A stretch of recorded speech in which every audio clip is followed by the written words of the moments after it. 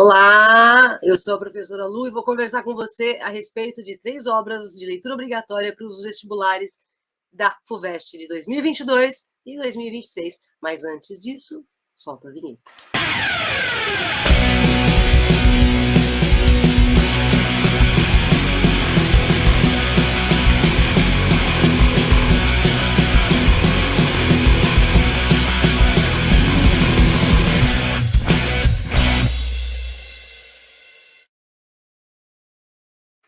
Pronto, agora sim.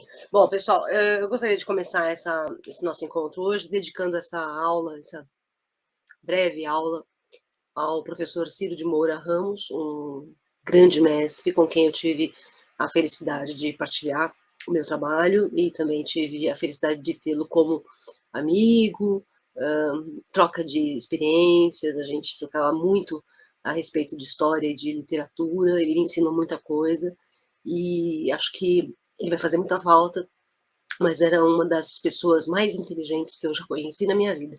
Ele era uma enciclopédia ambulante, né? E eu tive o prazer de trabalhar com ele, partilhar amizade com ele, partilhar conhecimento e fofocas também, né? Ele era genial. Então, Ciro Ramos, muito obrigada por tudo, tá bom?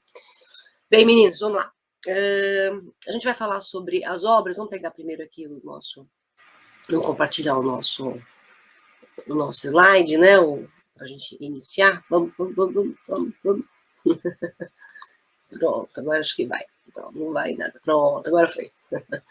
Tá bom? São os nossos autores, né, da lista. Então, de novo, a Mia Couto, Fernando Pessoa, Bernardo Carvalho, Gregório Matos, Machado de Assis, Graciliano Ramos, Guimarães Rosa, Cecília Meirelles e Carlos Drummond de Andrade. Né? Hoje a gente vai falar sobre Cecília Meirelles, tá bom? Vou começar pela Cecília, depois a gente vai falar a respeito do Campo Geral do Guimarães Rosa e, por fim, o Terra Sonâmbula do Mia Couto. Bom, para a gente começar a falar sobre Cecília Meirelles, deixa eu fazer uma observação. Eu recomendo, né, uma página, se você quiser, por exemplo, uma leitura, né, dos poemas todos, né, um por um, vou recomendar uma página para vocês, que é a página da professora, deixa eu colocar aqui para vocês, né, qual a página que eu vou compartilhar, só um segundinho, que é a página da professora Valquíria, né, a professora Valquíria, ela lê, né, na verdade, poema por poema, romance por romance, né, para ser mais exata, né, ela está lendo romance por romance, numa página, que eu já vou mostrar para vocês, né, que se chama, vou colocar aqui para vocês, vamos ver se vai dar para compartilhar, deu, tá aqui, né, que se chama Valquíria Online, deixa eu colocar a página dela inteira aqui para vocês verem. Bom, Valquíria Online, aí você vai aqui nos vídeos, tá? E você tem, ó, todos os romances, né? Vamos pegar um qualquer aqui, né? Pronto, tem um aí para vocês já terem uma palhinha. Voltamos ao Romanceiro da Inconfidência de Cecília Meirelles. Hoje, romance 35 ou do Suspiroso Alferes. Se você perdeu os... Tudo bem? Então é só uma palhinha aqui, né? Para vocês terem acesso, né, a página da professora Valquíria, vou aparecer aqui de novo, pronto. Tá? Então ali ela lê romance por romance, ela lê um por um ali, então se você quiser uma leitura mais minuciosa do Romanceiro da Inconfidência, eu recomendo a página da professora Valquíria, tá certo? Tudo bem? Tô me arrumando aqui, tá tudo torto hoje. Bom, vamos começar? Vou começar falando sobre o romanceiro, tá bom? A gente tem uma preocupação com o romanceiro. Eu acredito muito que ele vai aparecer na prova de vocês. Não acredito que vai aparecer de uma maneira muito, assim, ampla, né? Talvez um ou outro, o básico, né? Ou eles fazem uma questão geral sobre o romanceiro, ou eles fazem uma questão colocando um fragmento do texto lá para vocês poderem analisar, tá bom? Então vamos começar aqui. Romanceiro da Inconfidência, né, é uma obra da Cecília Meirelles que tem é poesia, mas tem um caráter narrativo, né? Ela está ali contando para a gente a história da Conjuração Mineira. Na verdade, ela está reconstituindo a Conjuração Mineira. E nessa reconstituição, ela vai mesclar, né, elementos de história e elementos ficcionais. E vai dar muito destaque aos dramas individuais daqueles que participaram da Conjuração Mineira, né, daqueles que estavam envolvidos com a Conjuração Mineira. Mas há uma preocupação histórica, e você vai notar que os romances eles vão contando a história da Conjuração Mineira numa ordem cronologicamente linear. Tá? Então ela vai, digamos assim, vou ser redundante agora. Começa no começo, depois vai para o meio, depois ela vai para o fim, né? Então sequenciando esses fatos da história, mas fazendo uma releitura desses fatos históricos. A partir, principalmente, não só da pesquisa que a Cecília Meirelles ela levou, se não me engano, foram 10 anos pesquisando para escrever sobre a Conjuração Mineira, mas não só em relação à pesquisa histórica, mas também é uma releitura a partir do olhar de um eu lírico bastante comovido com o que foi a Conjuração Mineira. Tá? A Cecília Meirelles ela é uma autora do modernismo segunda geração, mas a gente tem que lembrar que ela tem muitos traços simbolistas. Se a gente pensar em simbolismo, vou pegar 2 elementos básicos de simbolismo. Um deles, né, a musicalidade. Você percebe a musicalidade intensa no Romanceiro da Inconfidência. Né, há uma cadência, há um ritmo melódico, né, nos versos. Quando você lê em voz alta, isso fica mais evidente. E o outro traço do simbolismo que a gente pode perceber são as sensações, né? O simbolismo, por exemplo, eles trabalham a chamada teoria das correspondências, que nas figuras de linguagem seria correspondente à sinestesia. E a Cecília Meirelles ela vai muito nessa linha da sensação. Tá? Vai muito também na linha da temática abstrata. A temática abstrata, então vamos pegar aqui alguns. Deixa eu marcar aqui para vocês, acho que fica melhor, né? A gente anotar aqui, deixa eu só puxar a minha mesa digitalizadora, né, para poder escrever aqui para vocês. Então, por exemplo, marcas do simbolismo, né? Como eu acabei de comentar. Então, a musicalidade, tá bom? Vai ser uma marca simbolista que a gente tem no Romanceiro da Inconfidência. Um outro aspecto aqui, né, é a chamada teoria das correspondências, que basicamente é você mexer com o quê? Com sensações, tá? E a gente tem isso muito marcante no Romanceiro, é a sensação desse eu lírico aqui, né, que é de uma forte emoção, representa uma forte emoção. E essa temática abstrata aqui, ó, esse aspecto abstrato também é um traço que remete ao simbolismo.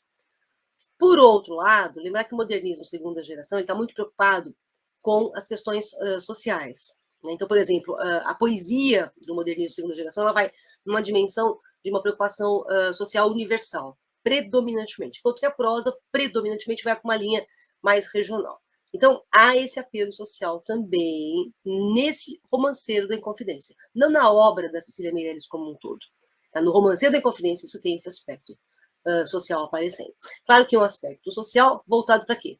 Para um fato histórico, né, que a gente tem já, quando a Cecília Meirelles escreve, né, já era um fato histórico muito antigo, e hoje muito mais, evidentemente. Tá? Então, por isso, a poesia lírica, poesia intimista, poesia mística, que é um traço também bastante forte do simbolismo que se encontra na Cecília Meirelles. Tá bom? Ok? Esses aqui são os temas principais da Cecília Meirelles, né? Amor, precariedade da vida, inevitabilidade da morte e a fugacidade do tempo. Né? Essa fugacidade do tempo remete a um tema latino que a gente chama de tempus fugit. Então, esses ingredientes aqui a gente encontra na Cecília Meirelles, na obra dela como um todo. Tá? A obra da Cecília, tá bom? Da Cecília Meirelles como um todo. São características da Cecília Meirelles. Mas que você encontra também em proporções menores ou maiores no Romanceiro da Inconfidência. Tudo bem? Beleza? Bom, escrito na década de 40, publicado em 1953, o Romanceiro, né, foi resultado de uma viagem que a Cecília Meirelles fez a Ouro Preto, né, para, como jornalista, né, documentar os eventos da Semana Santa, lá em Ouro Preto. E aí ela entrou em contato mais próximo com o espaço da Conjuração Mineira, né, a antiga Vila Rica, e a partir daí ela desencadeou aí a feitura dessa obra de forte caráter social. Né? E principalmente também porque a Cecília ela vai transformar no Romanceiro da Inconfidência os perdedores, vamos pensar dessa maneira, né, aqueles que foram derrotados, né, pelo poder português, em heróis épicos. Né? O romanceiro tem esse caráter épico também, tem esse caráter de heroísmo bem dominante. Então, ó, eu já tenho o aspecto lírico e o aspecto épico no romanceiro da Inconfidência. E a tendência social, evidentemente. Então, ela vai dar voz, aqui no texto, aos vencidos. Né? Dar voz, múltiplas vozes, né? A gente pode pensar nesse aspecto, né? Quando ela dá múltiplas vozes às suas personagens, né? E personagens da própria história, a gente pode notar um traço muito importante que é a polifonia, né? Que são as diversas vozes, a teoria do russo Mikhail Bakhtin. Tá? Então você tem aí a polifonia bastante presente, tá bom? Linguagem clara e musical, já falei, né? Essa musicalidade você percebe no ritmo das palavras, tá certo? Está lá presente, na métrica também. A métrica também dá essa cadência musical. Né? Os versos são regularmente metrificados, mas eles oscilam muito, né? Então você tem versos em redondilhos maiores, menores, tem os decassílabos. Aí você vai ter que pegar o texto lá na hora, vocês pedirem métrica, metrifica na hora para descobrir. Mas o predomínio de métrica são 5, 7 e 10 sílabas no romanceiro como um todo, tá bom? Isso aqui eu já falei, né? Recriação de Vila Rica na época e uma possível resposta da Cecília Meirelles, porque a Cecília Meirelles ela foi muito criticada porque ela não fazia poesia de tendência social num período em que a perspectiva poética girava em torno desses elementos sociais. E aí ela, na verdade, olha, escreveu o romance, olha, eu não faço poesia social porque eu não gosto, não quero, mas eu sei fazer. E aí ela pegou e fez o Romanceiro da Inconfidência belamente. Né? Eu gosto muito da Cecília Meirelles, os meus alunos sabem muito bem disso, mas eu acho que o Romanceiro da Inconfidência é um pouco longo demais. Eu acho que ela podia ter sido um pouquinho mais sintética. Ela podia ter aprendido alguma coisa com o Graciliano Ramos, né? Que é o poder de síntese.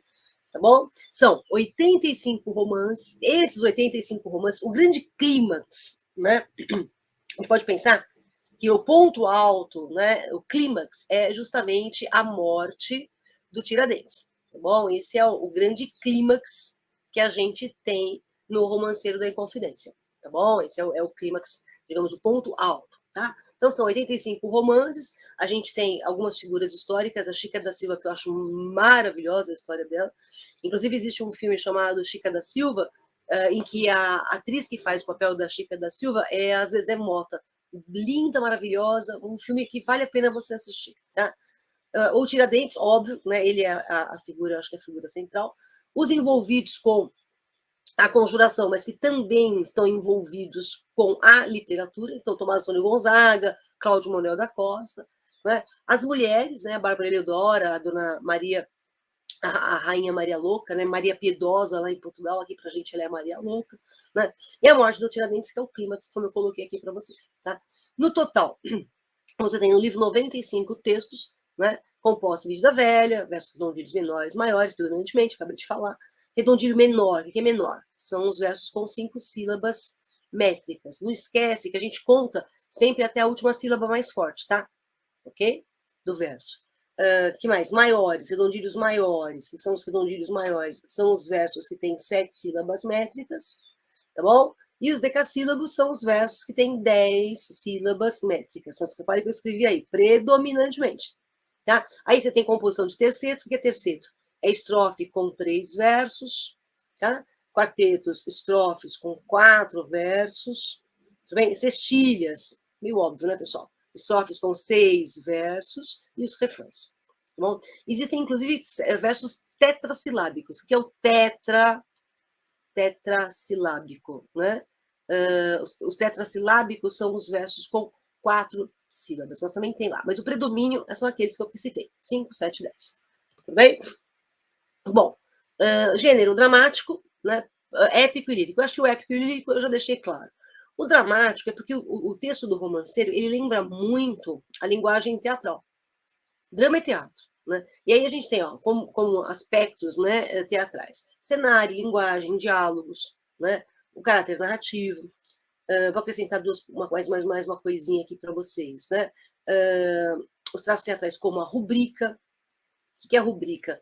É aquela passagem que explica como a cena vai se dar, como a fala deve ser entoada pelo ator. Né? Então, a rubrica é as partes que explicam, né, o texto. A gente também tem, além de diálogos, a gente tem monólogos. Tudo bem? Então, é um texto que tem muita proximidade realmente com o teatro. Então, daí, esse gênero dramático presente no texto. Tá bom? Temática social e histórica, né? Descoberta do ouro, tá bom? Altos impostos. Esse ouro aqui vai se tornar uma grande cobiça. Tudo bem? Vai ser a cobiça. Vai ser cobiçado por quem? Por aventureiros, por fidalgos, pela coroa portuguesa, né? Por todo mundo. Tá bom? Conscientização política de alguns intelectuais letrados. Esses intelectuais e esses letrados, os letrados principalmente, são os poetas que fazem parte do arcadismo brasileiro. Arcadismo, ou se você preferir, você pode chamar de neoclassicismo, tá bom? Ou ainda, se você preferir, você pode chamar de setecentismo, tá? Porque nós estamos aqui nos anos, tá? Nos anos de 1700. Mas não se esqueça, anos de 1700, pessoal, século XVIII. Opa, 18. Peraí, vou fazer de novo, porque não ficou bom. Vou apagar, borrachinha, vou colocar um 5 ali que eu soltei a caneta. Então, século XVIII. Agora sim. Perfeito? Tá? Bom, os heróis aparecem com seus valores históricos, mas eles aparecem muitas vezes humanizados. Né? Muitas vezes humanizados. E essa cinema, eles trabalham alguns aspectos que eu acho que são muito interessantes. Então, por exemplo, quando a gente pensa aqui na Chica da Silva, que eu citei, então eu vou pensar na Chica da Silva, eu vou pensar também na história do Chico Rei, né? Que é meio lenda, meio verdade, né? E que quando a gente pensa na Chica da Silva e o Chico Rei, a gente lembra que ambos são negros, e são negros de grande destaque socioeconômico para a época. Né? E a Cecília Meirelles vai dar valor a esse aspecto. Tá? Ela vai contar a história da Conjuração Mineira, mas ela vai contar também a história paralela da Conjuração Mineira, e vai contar causos, tá? Historinhas. Isso lembra muito Guimarães Rosa, né? Que conta historinhas paralelas. A Cecília também vai contar aqui. Então, eu citei aqui algumas, ó, o romance 4, né, que é a moça que acaba sendo morta pelo pai, porque ela se envolve com um rapaz que o pai não admite, então ele mata a filha. Os Cantos dos Negros nas Catas, né, que é muito bonito, é muito dolorido, mas é muito bonito, que está lá no romance 7. A história da Chica da Silva, que se envolve com o João Fernandes. Inclusive, ela avisa o João Fernandes, cuidado, você vai ser traído. O bobão não ouviu, a mulher se ferrou. Né? E aqui o alerta sobre a traição do Conde de Valadares, né? Que é quem vai trair o contratador João Fernandes. Então, a gente tem histórias que são paralelas à Conjuração Mineira e à própria história da Conjuração Mineira. Vamos lembrar aqui na Cecília Meirelles, eu falei do Chico Rei e da Chica da Silva, que são negros fortes, no sentido de conseguir algum tipo de destaque numa sociedade extremamente preconceituosa, mas vamos lembrar também que as mulheres na obra da Cecília Meirelles são muito fortes. É o caso da própria Chica da Silva, a Bárbara Eudora, a Maria Doroteia Joaquina de Seixas Brandão, né, que são mulheres que têm ali, elas lutam de uma certa forma pelos seus desejos. Né? O gênero romanceiro é de tradição ibérica, tá? Okay, então, ele é uma tradição ibérica, na verdade, é uma tradição ibérica medieval. Tá? O que era um romanceiro? Era uma coleção de poesias. Essas poesias tinham um caráter popular, tinham um caráter narrativo. Tá? Então, por isso que eu coloquei aqui para vocês, ó, que a narrativa, né, é um tema central. Quer dizer, qual é a preocupação central deles? É contar uma história. Tudo bem? Cada parte tem o nome de romance, né, e a reunião de todas essas poesias chamadas de romances, essa reunião configura um romanceiro à moda medieval. Então, assim, a gente percebe que na Cecília Meirelles essa origem medieval não vem só, né, no sentido de ser um romanceiro, mas, por exemplo, o uso dos versos redondilhos, né, a musicalidade também lembra muito as cantigas medievais, tá bom? Lembra lá as cantigas de amor, amigos, carne maldita, tá? Agora, obviamente, o que é Inconfidência Mineira ou Conjuração Mineira? A gente prefere Conjuração Mineira, porque Inconfidência remete à traição. Os conjurados, eles traíram a coroa portuguesa, mas eles não traíram o Brasil. Então, para nós, eles não são traidores. São traidores de Portugal. Tá? Então, é melhor Conjuração Mineira, embora as duas acabem sendo adequadas, né? Ou se tornaram, digamos assim, a Inconfidência se tornou o nome mais conhecido. Então, se você estiver lendo como sendo traidores de Portugal, Inconfidentes, né? Como se você estiver lendo aqueles que defenderam o Brasil são os conjurados, e não os traidores do Brasil. Tá? Foi a primeira grande tentativa de emancipação do Brasil, que vai, evidentemente, desencadear todo o processo da independência, né? Isso em 1822, 7 de setembro de 1822. Havia uma preocupação de se libertar o Brasil da metrópole, aliás, portuguesa, e o Brasil deixar de ser colônia, evidentemente, de Portugal. O grande estímulo para eles era a Constituição norte-americana, né? Aqui, ó. Essa Constituição norte-americana, que vem em decorrência da independência dos Estados Unidos de 1776, ela é quase uma bíblia dos conjurados. Eles andavam com a Constituição americana debaixo do braço, sabe, o tempo todo, porque para eles era um modelo de liberdade. Tá? Minas Gerais era o grande centro do Brasil, era um local de muito povo e atraía mais gente ainda por causa do quê? Por causa do ouro. Tá bom? E esse ouro era tão cobiçado que aí o que aconteceu? A gente tem a derrama, que é a cobrança de impostos atrasados com uma carga tributária muito pesada sobre um ouro que era extraído de Minas Gerais. Né? O pagamento era 4 vezes mais do que o todo do ouro arrecadado em 1760. Então, a derrama ela realmente traz uma série de interesses, né, por trás da derrama, sem o interesse da coroa portuguesa de lucrar cada vez mais com o ouro de Minas Gerais. Tá? Bom, os conjurados eles foram aprisionados, a maioria foi deportada para a África.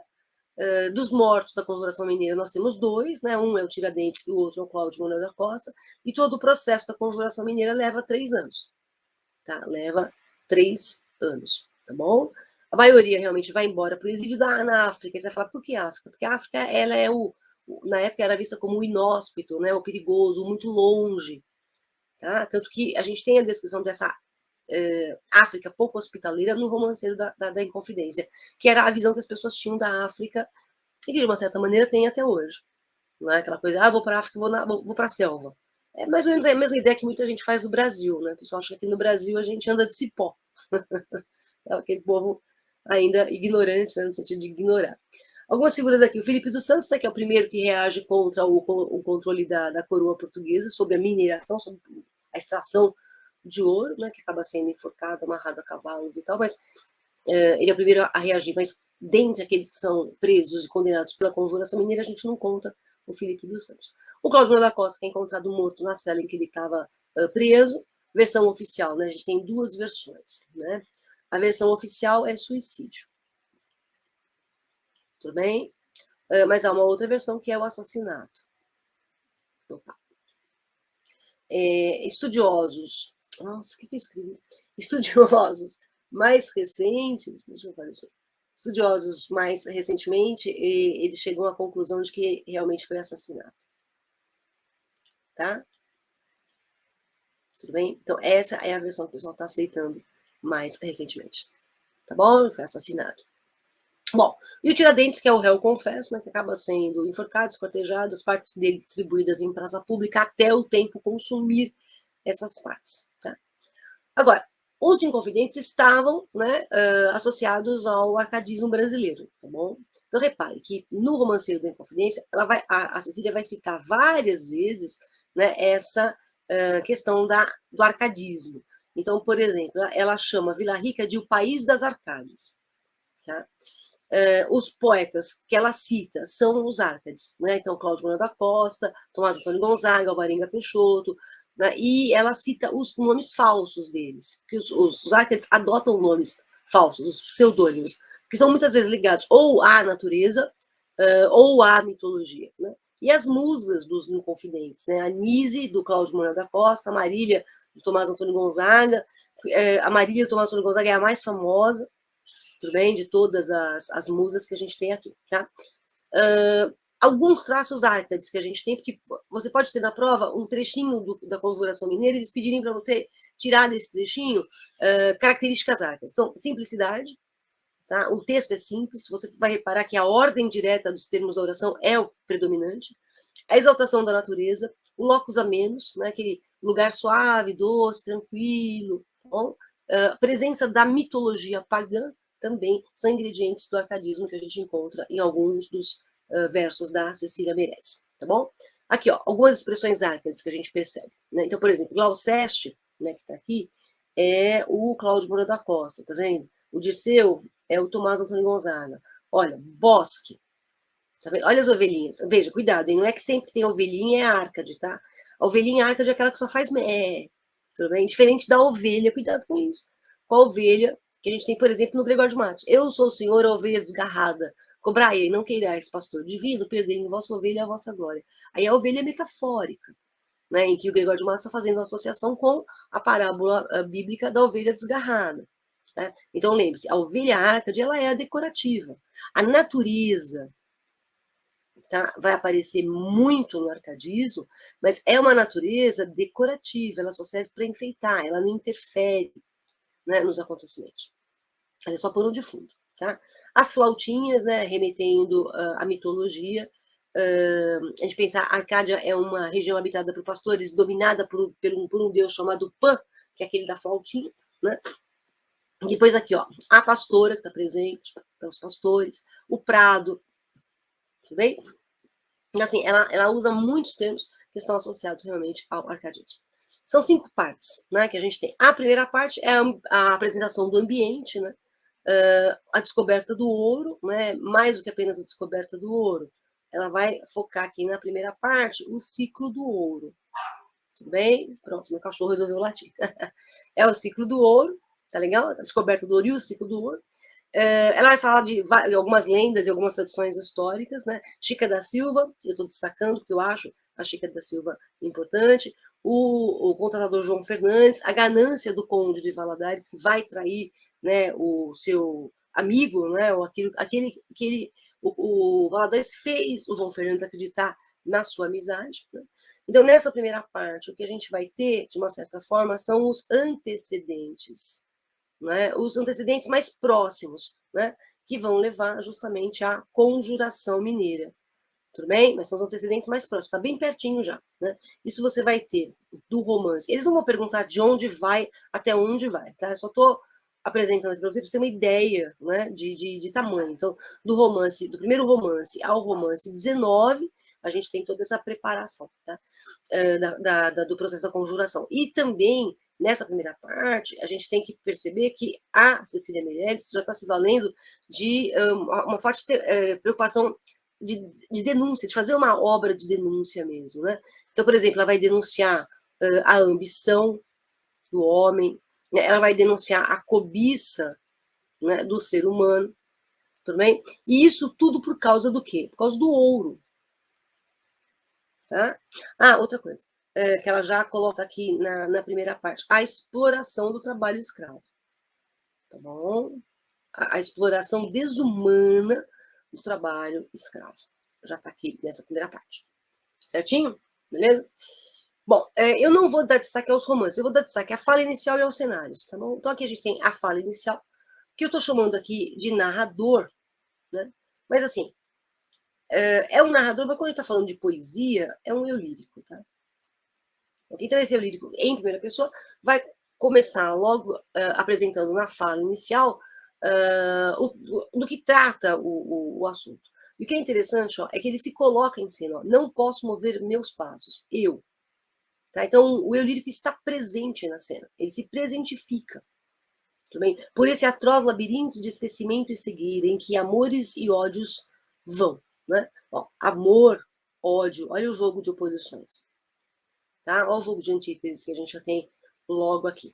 E ele diz assim, pois, sinto bater os sinos, percebo o roçar das rezas, vejo o arrepio da morte, a voz da condenação. Então, o que está colocando aqui? Ó? É o sino que vai tocar quando alguém morre, é a reza da morte, é o arrepio da morte, né? É a condenação, é o aviso da masmorra, a sombra do carcereiro. Então, o que a gente tem aqui? A gente tem já, de uma certa maneira, os preparativos, não sei se seriam bem preparativos a palavra, mas vamos dizer que sim, para a morte, tá? Não só do Tiradentes, mas principalmente do Tiradentes.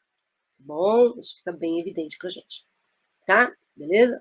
Bom, isso logo na primeira fala, né? E aí vem, né? Batem patas de cavalo, suam soldados imóveis na frente dos oratórios, que vale mais a oração. E aí você tem uma coisa interessante, ela vai fazendo várias perguntas aqui, Tá? Agora, você vai notar que algumas das perguntas dela são perguntas retóricas. Na verdade, é aquela pergunta que não é uma pergunta, é uma resposta, né?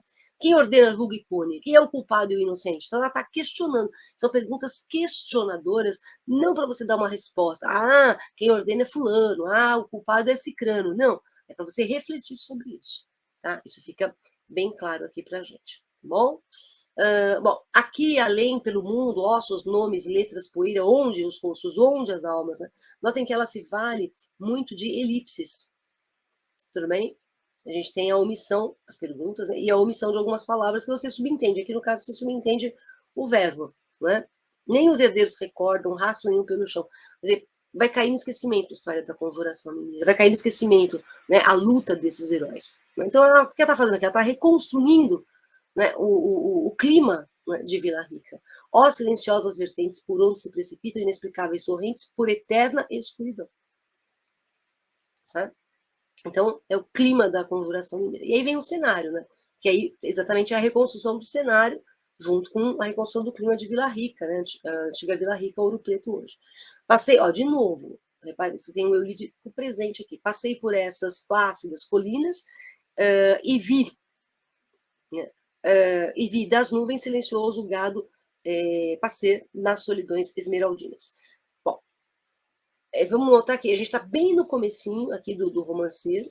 O romancinho, como eu já falei para vocês, é a descoberta do ouro, é a fundação de Vila Rica, Ouro Preto hoje em dia, é a febre do ouro atraindo os aventureiros, os ladrões, né, os contrabandistas, né, e é a apresentação de um mundo que está predisposto ali à miséria, né, e ao aumento de impostos. Quer dizer, alguns lucram muito e outros, poucos lucram muito e muitos pagam muito por todo esse processo de enriquecimento dos outros. Então, você vai ter assim, você vai ter pouca gente muito rica, né, e muita gente muito pobre.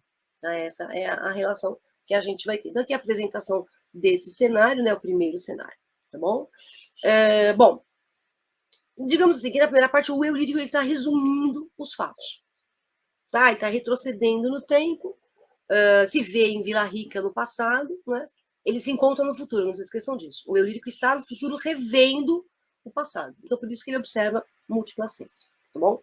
E aí a gente chega na segunda parte, né? O desenvolvimento todo da conspiração, a vida bucólica de Vila Rica, né? Aquela coisa bem ligada ao arcadismo, né? Esse aspecto aqui, ó, o bucolismo, né? É a exaltação da natureza, né? Essa exaltação da natureza, ela é bem típica de arcadismo, tá bom? Então você tem aí o arcadismo presente. Tanto que ele vai falar dos poetas, ela vai falar dos poetas arcades que se envolvem com a rebelião.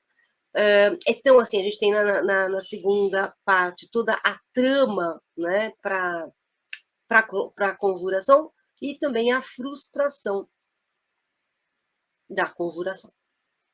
Tá bom? Olha, caiu uma questão de história sobre o movimento da conjuração mineira e o livro da Cecília Meirelles, eu acho que é a grande pedida. Tá bom? É a grande pedida.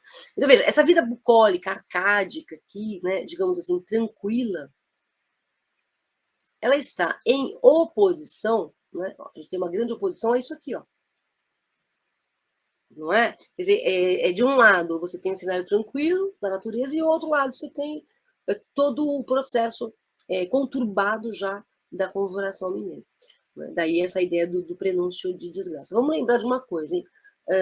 Todo o movimento, né, e isso você vai perceber aqui, ele está cheio de ideais, né, libertários. E esses ideais libertários, eles têm não só a independência dos Estados Unidos como modelo, mas também todo o processo europeu iluminista. Então, são os ideais libertários e iluministas. Então, dá uma passadinha na parte de história também no que é o iluminismo, tá? E pode fazer uma questão de história falando sobre iluminismo, mas usando o romanceiro da Inconfidência para isso. Tá certo? Tudo bem? Bom, Prenúncio da Desgraça, né, o movimento rebelde. Outra coisa, além disso, ela vai citar aqui já na segunda parte o desvio dos diamantes, não é só o desvio do ouro, tá? Mas você tem também o desvio dos diamantes. Tá bom? É aqui que você vai perceber já a traição. O grande traidor é Joaquim Silvério, que vai inclusive ser comparado a Judas, né? Tiradentes a imagem do Tiradentes é muito associada a de Jesus Cristo, né? Ainda mais aquele que morreu por nós. O Joaquim Silvério vai ter a sua imagem associada a Judas. Então, aqui a gente já vai ter, nessa segunda parte, a criação do mito.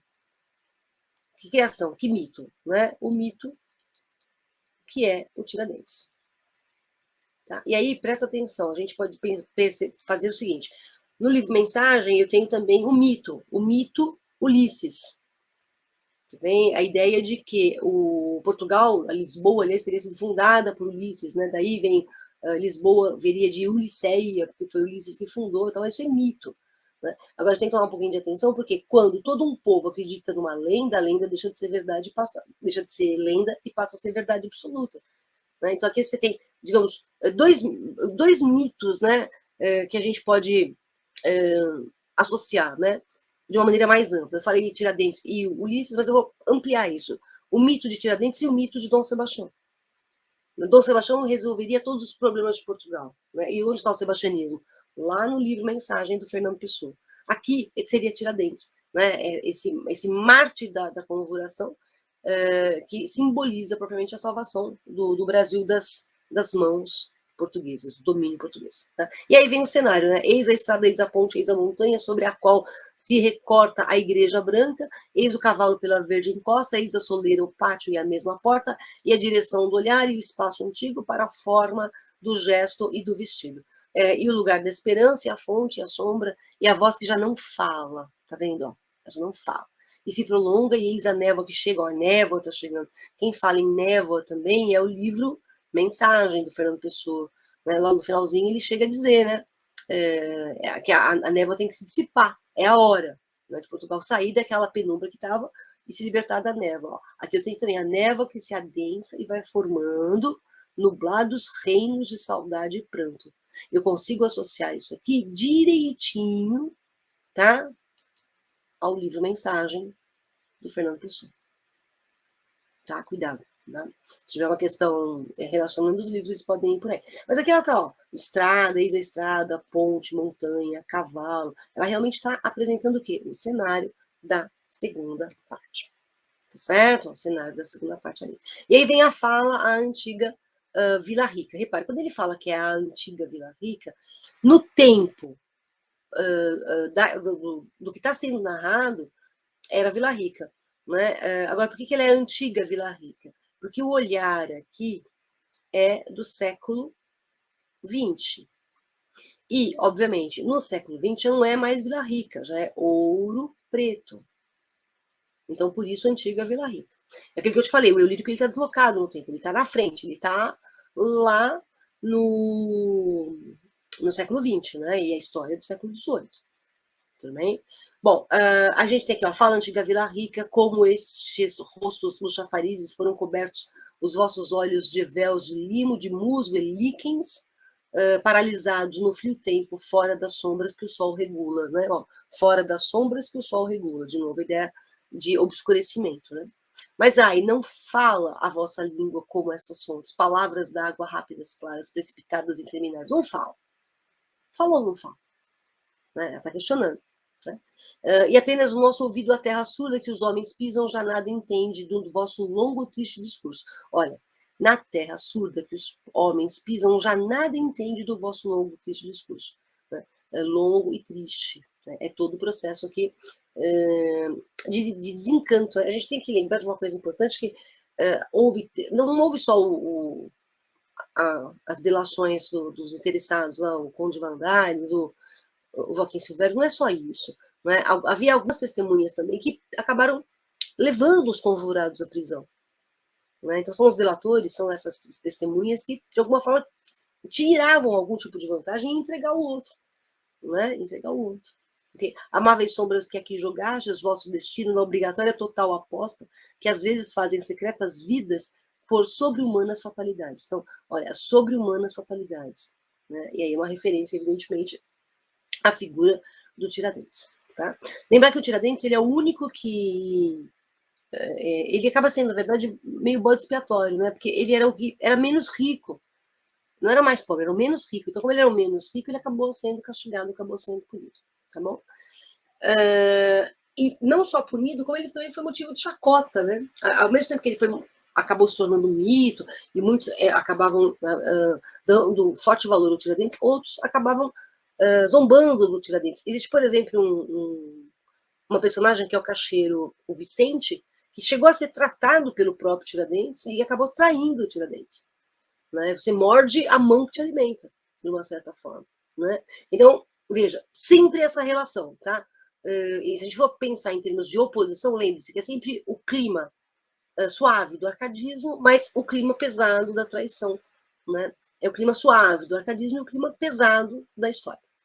Tá legal? Beleza? Bom, fala aos pusilânimes. Aliás, deixa eu só voltar aqui num slide. Né? Olha, aqui só uma retomada, mas não fala a vossa língua como essas fontes. Lembre-se que, olha, não fala a vossa língua.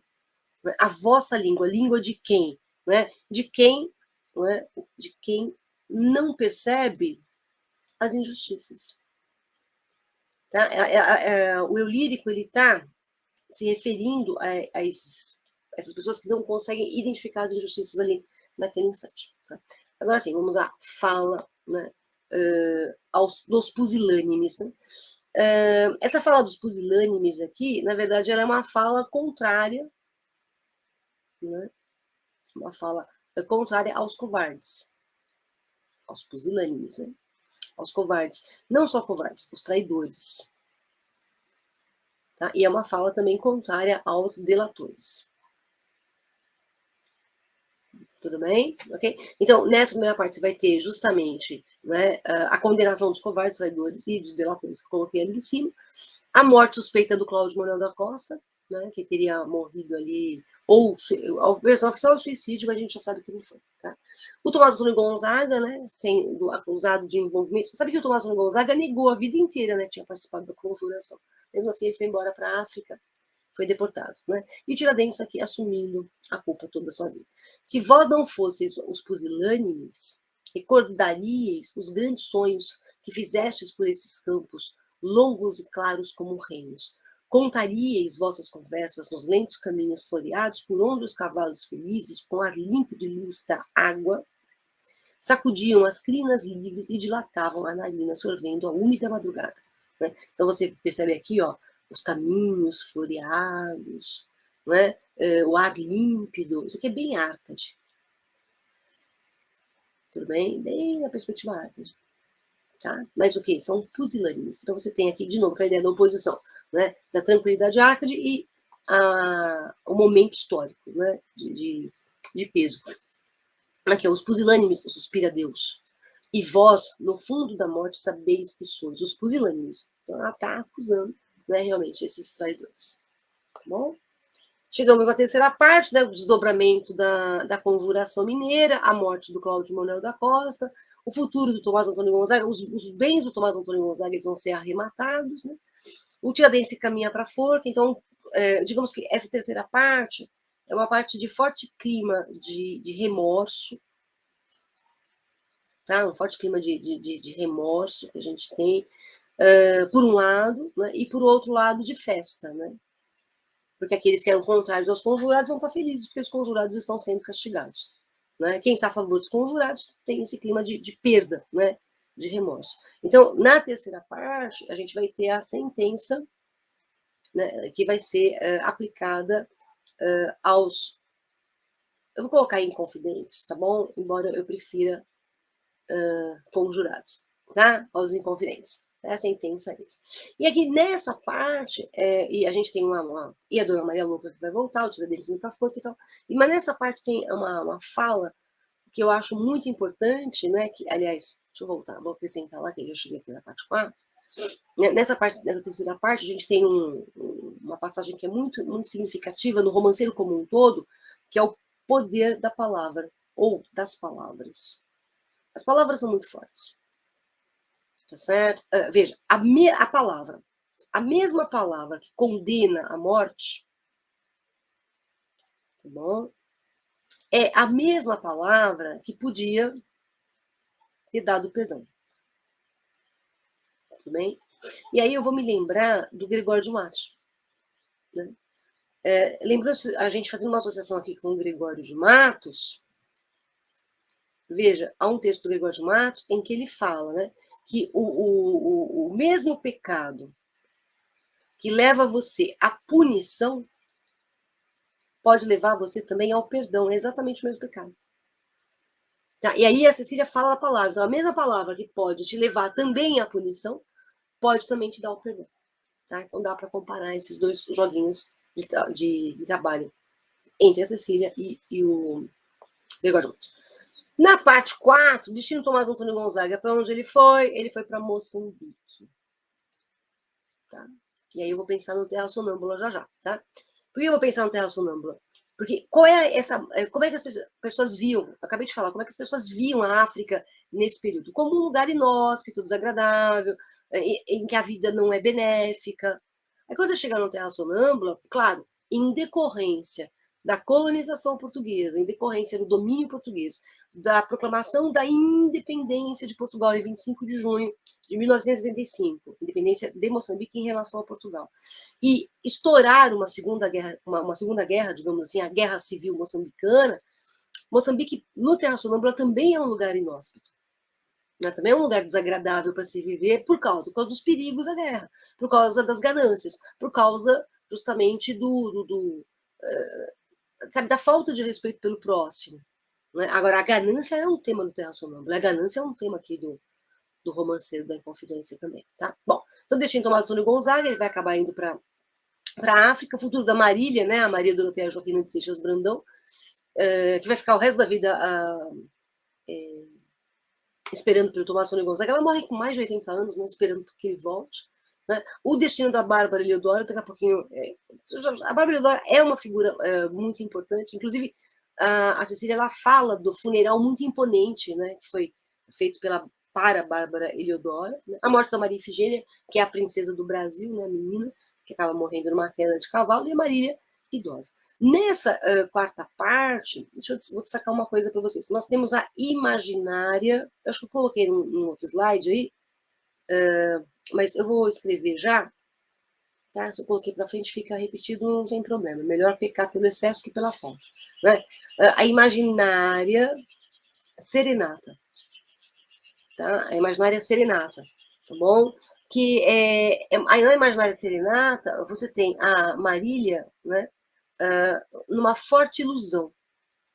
Qual é a ilusão da Marília aqui? Né? O retorno do Dirceu. Tá? Que é o nome falso do Tomás Antônio Gonzaga. Tudo bem? E o que acontece com o Tomás Antônio Gonzaga? Ele está lá na África, gente. Ele vai casar, ó, 2 aliancinhas, casamento. Ele vai casar com a Juliana de Mascarenhas e vai ter uma vida muito farta. Tomás Antônio Gonzaga se deu bem, né? Ele se deu muito bem indo embora para a África. Ele casou, né? Passou a ter uma vida bastante folgada, né? Então, Mascarenhas. A Juliana de Mascarenhas. E aí vem o cenário. O cenário aqui é um cenário que a gente pode classificar como um cenário desolador. Olha, no jardim que foi de Gonzaga, a pedra é triste, a flor é débil, a luz tem cor amarga. Tá vendo? Os espinhos crescem. Tudo bem? A única sorte destas árvores destituídas de primavera, árvores sem flores. Tá bom? Okay. A seca, terra ingrata, é cinza. Tá? Então, aqui você tem um cenário que é um cenário todo triste. Né? Ó, o candeeiro, que é um tipo de um lampião, né? Oscila o candeeiro sem lume, ó, eu não tenho luz, eu não tenho água, tá? Eu tenho as aranhas flutuando, tudo bem? Quer dizer, é tudo triste. A névoa, de novo, a névoa que enche os aposentos não vem do dia nem da noite, vem da cegueira. Isso é uma metáfora importante, ó. A névoa vem da cegueira. É o olhar embaçado. E aí eu vou pensar no Miguelinho, né, que é míope, ele tem esse olhar embaçado, por isso que ele não vê a realidade. Aqui é a mesma coisa, as pessoas não veem a realidade porque elas estão com um olhar cego, com um olhar embaçado. Tá? Ninguém vê nenhum livro aberto, olha só, isso aqui é uma denúncia, tá? Quer dizer, o povo alienado. Ninguém vê nenhuma mão erguida, quer dizer, o povo que não luta. Tudo bem? Com fios de ouro sobre o mundo, para um bordado sem destino, improvável, incompreensível, remate, de fato, o vestido. né? Então, assim, inclina-se à tarde ao vento, e como o rosto humano morre, sem dizer nada, inerme e triste ao peso do seu pensamento, como acontece entre os amantes. Então, a tarde morre, o rosto humano morre. Então, esse cenário aqui é um cenário de Encantado. E aí você tem a imaginária serenata, né? Que tá aqui, ó, vejo-te, é a Marília, né? Vejo-te passando por aquela rua, mais aquele amigo que encontraram morto. O amigo que encontraram morto. É o Cláudio Manuel da Costa. Tudo bem? E pergunto quando poderei ser tua, se vens ter comigo, de tão negro porto. Olha, o negro porto. Tá? Ele vem lá do negro porto. Ele vem da onde? Ele vem da África. Ele vem de lá, de volta para cá. Tá? Há quem põe cadeias também nos meus braços, né? Ela também se sente presa. Né? Quem minha alma assombra com tanto perigo? Em sonho rodeias, ó, em sonho rodeias. Ele está rodeando, né? Meus ocultos passos. Então ela sonha com ele, com o Dirceu, com a volta do Dirceu. Tá? É uma imaginária serenata que isso não existiu de verdade, né? Vejo na igreja, ela consegue ver o Dirceu em tudo quanto é lugar, na igreja, na ponte, na sala, tudo bem? Ela não consegue mais descanso no sono, ela pensa nele noite e dia, tá? E pensa no retorno dele. Tudo bem? E aqui mais um destaque que é a fala, a comarca do Rio das Mortes, que é uma referência direta aqui a São João del Rei, né? Onde o gado que passia, e onde os campos, e onde as searas. Olha, tá perguntando. Só que tá faltando o verbo, tá vendo? Então, aqui seria onde está, ou onde há, tá? Onde está, onde estão as searas, onde a maçã reluzente. Né? Outra coisa, esse início aqui sempre pela mesma construção, tá? Ó, é sempre onde, tá vendo? E sempre a mesma, é um paralelismo sintático aqui, né? Porque ela sempre faz a omissão do verbo. Tudo bem? Essa repetição no início a gente chama de anáfora. Tudo bem? A construção é que é sempre a mesma, não é? Gramaticalmente falando, é sempre ó, onde, onde, substantivo, depois onde, substantivo, tá? E assim vai sempre o mesmo tipo de construção. Você tem um paralelismo sintático aí, tá? Cuidado com o paralelismo sintático. E aqui na parte 5, né, para a gente completar essa nossa breve revisão sobre o romanceiro, que já está longa pra caramba, né? Nem sei quanto tempo eu estou falando já com vocês. A parte 5 aqui. É o retorno da Dona Maria Louca. Ela volta. Maria Louca, já falei, Maria Louca no Brasil, tá? Em Portugal é Maria a Piedosa. Então, ela retorna quando? 20 anos depois. Tá? Então, esse retorno aqui, 20 anos depois dela ter lavrado as sentenças contra o Tiradentes e contra os conjurados. Tudo bem? E aí vem a fala dos inconfidentes mortos. Nessa quinta parte, a Cecília Meirelles, ela vai acusar fortemente quem? Os magistrados. Tá? Por quê? Não fizeram absolutamente nada pelos conjurados. Por quê? Eram magistrados oportunistas. Iam ter algum tipo de vantagem. Né? Ela acusa os assassinos dos inconfidentes. Tá bom? Fica bem forte. E uma coisa interessante nessa quinta parte é que ela vai fazer uma exaltação aos cavalos, né? Aos cavalos da Inconfidência. Depois isso vai resultar nos dragões, né, da Independência. Os cavalos da Inconfidência depois se tornam os dragões da Independência de uma maneira paralela ali, né? Agora, os cavalos, o que ela faz com os cavalos? Ela dá aos cavalos o título de heróis. Então, eles são heróis anônimos. Tá? Beleza? Agora, o grande interesse dessa quinta parte, realmente, é a Cecília Meirelles fazendo uma forte denúncia, que é bem no clima do modernismo segunda geração, denúncia das injustiças. Tá bom? Então, aquele tipo de poesia social que o pessoal falava que ela não fazia, ela fez. Tá bom? E aí vem o retrato de Marília e Antônio Dias. Repare, é um retrato. Então, o que você lê aqui é justamente a descrição de um retrato. Então, a gente pode pensar que um quadro, tá? E nesse quadro, vocês vão dar risada, mas é isso aqui, ó. Tá aqui a Marília retratada. Pronto. Tudo bem? Tá? Então aí é o retrato exatamente da Marília. Seu cabelo destrançado ao clarão da amorosa aurora, não era essa prata de agora, mas o veludo ondulado. Então é um retrato da Marília. São dois retratos de uma certa maneira, né? Porque ele vai comparar o retrato do passado ao que a Marília é hoje no presente. Tudo bem? Ok? Então, é um retrato por palavras, dois retratos, o retrato do passado e do presente. Tá bom? Ok? Acho que tá de bom tamanho. Vou pegar o último cenário aqui, né? Sentada estava a rainha, sentada em sua loucura, né? Então, aqui exatamente o cenário da Dona Maria Louca, né? Ó, ela já estava sentada em sua loucura. Então, a rainha Dona Maria já enlouquecida aqui. E enlouquecida, o que acontece? Ela passa a ver os fantasmas, né? Os fantasmas. É engraçado, nessa passagem, ela está olhando para a Vila Rica, mas ela não tem noção do que ela fez. Né? Andaram por estas casas, tristes réus que já morreram, longas lágrimas banharam as pedras desta cadeia, uma ferrugem de insônias desgastava. Então, na verdade, a Cecília Meirelles está pegando esse último cenário para retomar tudo que ela, de uma certa maneira, já falou antes. Né? Ele é um cenário síntese, né, do que ela já comentou antes. E aí termina lá, né? Sentada estava a rainha, sentada a olhar a cidade, né?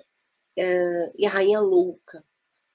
Você sabe, ela é a rainha louca, e quando a gente fala em louca, eu vou me lembrar de Rubião, no livro Quincas Borba. Ele fica também contemplando a paisagem, totalmente enlouquecido e alheio ao que acontece de verdade. É a Dona Maria Louca aqui. Ela está observando a paisagem completamente alheia do que aconteceu, né, e do que ela fez, tá, de uma certa maneira. Tá. E a fala aos Inconfidentes Mortos. Né? Aqui você tem o quê? Você tem uma reflexão. Né? Aqui a gente vai ter uma reflexão final. Né? É a fala final, na verdade. Né? A reflexão final sobre o que? A conjuração mineira. Tudo bem? E nessa reflexão final, a Cecília Meirelles ela coloca o seguinte: há um processo de purificação, né? É uma catarse, né? Que a gente tem. Purificação de quem? Dos mortos. Mas não são todos os mortos que se purificam, são aqueles que morreram inocentemente, né? Que foram inocentemente mortos. Tá? Isso que a gente tem aqui, justamente nessa última fala. Tá bom? Bom, ela não é tão longa assim, ó, mas não vou dar uma lida com vocês, não vou dar uma passadinha aqui, que eu quero te mostrar uma outra coisa, vou deixar vocês dois aqui. O tema do filme Os Inconfidentes, do Chico Buarque de Holanda. Tá? Toda vez que um injusto grita, um carrasco vem calar. Quem não presta fica vivo, quem é bom mandam matar. Tá? Quer um conselho? Leia. Analise. Tudo bem? Antes da prova. Tá? Porque a prova pode pegar o tema dos Inconfidentes do Chico Buarque de Holanda e fazer um comparativo com o Romanceiro da Inconfidência. Já caiu, inclusive, essa passagem, esse iniciozinho. Tá? Ó, por aqui passava um homem, tô aqui em cima. Por aqui passava um homem, como o povo se ria, tá vendo? Ó? As pessoas que zombavam dos Tiradentes. Liberdade ainda que tarde. Isso aqui é o quê? É o lema da Conjuração Mineira, não é? Que está lá na bandeira de Minas. Libertas quae será tabem. Né? Liberdade ainda que tardia. Tá? Então aqui é o lema da Conjuração. Está ali presente, ó. De novo, liberdade ainda que tarde. Tá certo? De novo, o lema da Conjuração. E de novo ele repete: quem não presta fica vivo, quem é bom manda matar. Né? Mais ou menos isso, realmente, que acontece, né? Uma coisa meio surpreendente, mas infelizmente é o que a gente vê, né? Com muita frequência. Tá bom? Ok? Bom, eu acho que de Romanceiro da Inconfidência já deu para dar uma revisada, tá? Eles vão colocar o fragmento na prova para você, com certeza, não tenha dúvida disso. Tá certinho? Beleza? E aí a gente vai partir para outra obra, né? Vamos partir para outro livro, que vai ser já estudado, né? Qual será o próximo livro que eu vou estudar com vocês? Atenção, atenção, tchau, tchau. Eilo, o Grande, Guimarães Rosa. Emociona, né? Vamos dar uma olhadinha comigo aqui em alguns aspectos de campo geral, né? Então vamos lá. Deixa eu só mudar essa tela para ficar maior para vocês. Bom, Campo Geral, meninos. Campo Geral é uma novela, né? O Guimarães Rosa classifica como novela. Alguns classificam como um conto. É um conto que integrava Corpo de Baile, que depois foi desmembrado, né? E aí a gente tem duas novelas. Uma se chama Campo Geral e uma se chama Uma História de Amor. No Campo Geral, a gente tem as aventuras do Miguelinho. E no História de Amor, a história do Manuelzão, que não interessa para vocês. Para vocês é só realmente Campo Geral. O Guimarães Rosa, a gente pode dizer que o Guimarães Rosa ele é um autor que ele trabalha a sua literatura em duas esferas básicas, né? Uma é a real e a outra é a mágica. Tem uma frase célebre do Guimarães Rosa em que ele diz que o sertão está em toda parte. O sertão está em todo lugar. E está no Grande Sertão Veredas. E tem um outro momento que ele diz, né? O sertão é do tamanho do mundo. O sertão é do tamanho do mundo. Isso é bem Guimarães Rosa, né? É uma perspectiva do Guimarães Rosa em que a gente percebe nitidamente a ideia do que a gente classifica como regionalismo universal. O que é o regionalismo universal, né?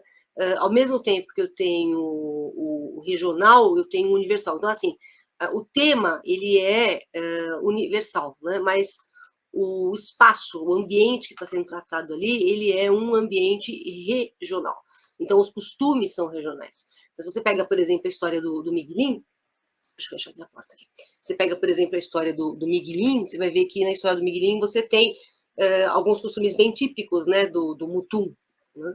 Então, por exemplo, tem aquele episódio do sangue de tatu, né, que eles vão dar um banho de sangue de tatu no Miguelim, porque ele está doentinho e tal. Então, isso é um aspecto regional. Então, os costumes são regionais, a linguagem é regional, o ambiente é regional, mas o assunto ali vai ser universal. Né? Qual é o assunto universal que ele está trabalhando? O tema universal que ele está trabalhando é justamente a passagem do mundo infantil para o mundo adulto. Tá bom? Quer dizer, é um livro em que, principalmente por meio do mundo da imaginação, o Miguelinho ele vai concretizando, né, a sua forma de aprendizado a respeito do que é a vida, a respeito do que é a existência. Aliado a isso, a gente tem as dicas, né, dos outros sertanejos que aparecem também ali na narrativa. Né? A oralidade é muito presente no Guimarães Rosa. Eu costumo brincar e dizer que é o mineirês, né? Ele escreve de acordo com o mineirês, como se fala em Minas. E os provérbios, né, se a gente pensar em termos de oralidade, os provérbios eles aparecem muito, né? Tem gente que a cada 10 minutos solta um provérbio. Então, Guimarães Rosa vai muito nessa questão aí dos provérbios, né? Da oralidade e principalmente desses provérbios aqui sertanejos, tá bom? Oralidade, linguagem dos vaqueiros, camponeses, quer dizer, da população da região. Agora, um outro trabalho comum do Guimarães Rosa são os neologismos, né? Ele vai inventando palavras, né? Neologismo não é só uma palavra nova, inventada, mas é uma palavra antiga que ganha uma nova significação. A gente tem, eu não estou, tá aqui, né? Deixa eu mostrar para vocês. Eu tenho aqui o dicionário, o léxico, eu sempre mostro para vocês, né? O léxico de Guimarães Rosa, né?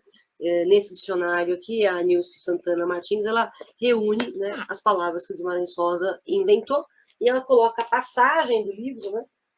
Onde que aquela palavra está sendo ali empregada, está sendo ali apresentada. Né?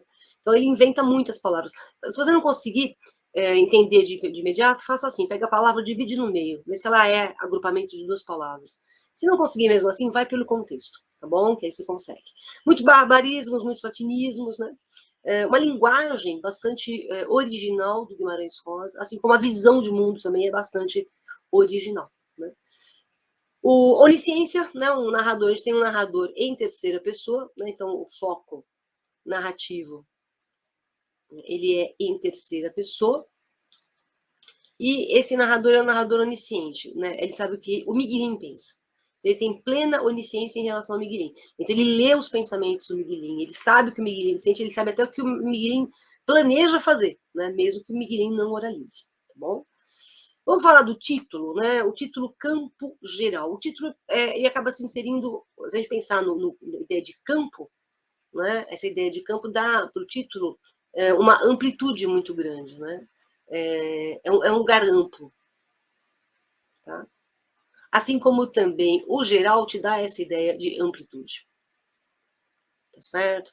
A gente pode pensar que o adjetivo aqui, geral, que está qualificando a palavra campo, te dá a ideia dos diversos campos pelos quais o Miguelim vai transitar, né? Campos não só no aspecto físico, mas também pensando-se nos campos de experiência, né, pelos quais o Miguelim acaba transitando. Na verdade, se a gente pensar bem, embora o assunto central seja essa passagem da infância para a fase adulta, o Guimarães ele não está falando de uma criança de um lugar só.